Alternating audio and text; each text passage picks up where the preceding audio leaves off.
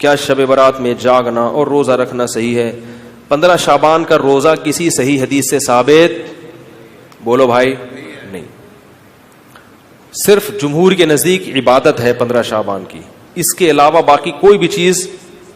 میرا اس پر بہت ڈیٹیل میں بیان ہے, یوٹیوب پہ سرچ کریں وہ بیان آ جائے گا. میسج ٹی وی والوں نے ایک انٹرویو لیا تھا اس پہ, اس میں نے دلائل سے ثابت کیا ہے, پوری مدلل بحث کی ہے کہ نہ اس رات میں قبرستان جانا چاہیے, نہ اس رات میں حلوے پکانے چاہیے, نہ اس رات میں الگ سے کوئی نہانا دھونا چاہیے, نہ اگلے دن کا روزہ رکھنا سنت ہے, نہ پٹاخوں کی کوئی حیثیت ہے.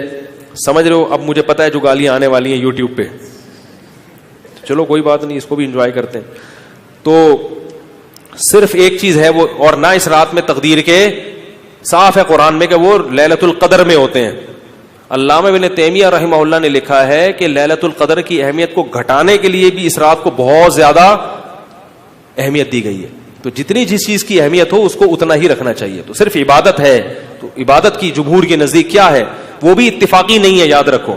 جمہور کا مذہب بہرحال یہی ہے کہ اس رات کو عبادت کرنی چاہیے, اس کی فضیلت دوسری راتوں کی نسبت زیادہ ہے. آج کسی صاحب کا فون آیا کہ ہماری والدہ کا معمول رہا ہے اس رات کو دیگیں پکا کے تقسیم کرنے کا. اب والدہ مرحومہ دنیا سے چلی گئی, اب ہم چاہتے ہیں. میں نے کہا نہیں پکائیں. کہہ رہے کیا دیگ پکانے میں, لوگوں کو, غریبوں کو کھانے کھلانے میں کیا حرج ہے, اس میں کون سی پابندی ہے؟ میں نے کہا پھر آج کھلا دیں, کل کھلا دیں, کیا خیال ہے؟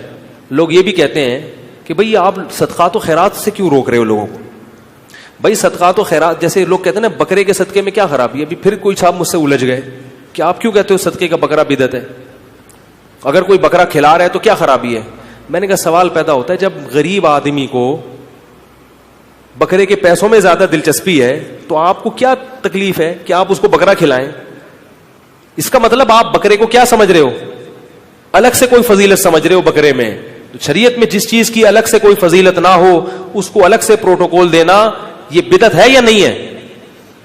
غریب آدمی کو کہہ رہے یار 20,000 کا بکرا لے کے دے دیا تم نے مجھے, تو مجھے 20,000 روپے دے دیتے. اگر آپ کہتے ہو اس کے کھانے کی حاجت ہے تو راشن ڈلوا دو. 20,000 میں جو راشن ہے, بکرا ایک ٹائم پہ ختم ہو جائے گا, 2 دن چلے گا, اور راشن پورے سال. اس کا مطلب یہ ہے کہ بکرا مقصد ہے آپ کا, بکرے کا لیبل لگایا جا رہا ہے, صدقے کا لیبل لگایا جا رہا ہے, مقصد کیا ہے؟ ارے بھائی, تو اس لیے وہ کہنے لگے کہ میں 15 شعبان کو چاہتا ہوں غریبوں میں دیگ تقسیم کروں, تو صدقے میں حرج کیا ہے؟ میں نے کہا بالکل کوئی حرج نہیں ہے, لہذا کل دیگ آپ تقسیم کر دیں, اگر آج لیٹ ہو گئے تو کل کر دیں. کہہ رہے نہیں کل نہیں, میں 15 کو کروں گا. میں نے کہا اس کا مطلب ہے کہ صدقہ اصل نہیں ہے, 15 شعبان کو اس طریقے سے منانا اصل ہے. تو جب شریعت میں نہیں ہے تو آپ کیوں اس رات کو صدقے کے حوالے سے پروٹوکول دے رہے ہو؟